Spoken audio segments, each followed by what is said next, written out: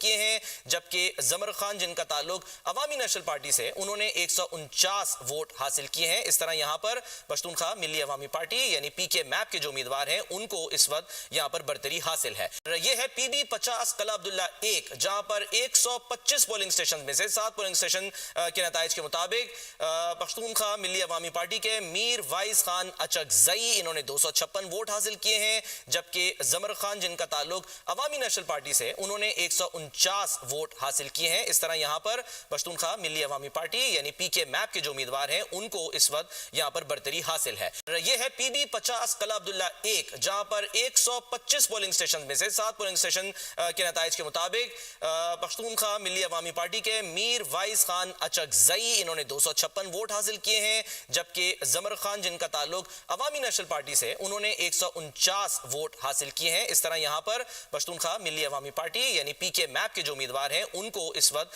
یہاں پر برتری حاصل ہے۔ یہ ہے پی بی 50 قلعہ عبداللہ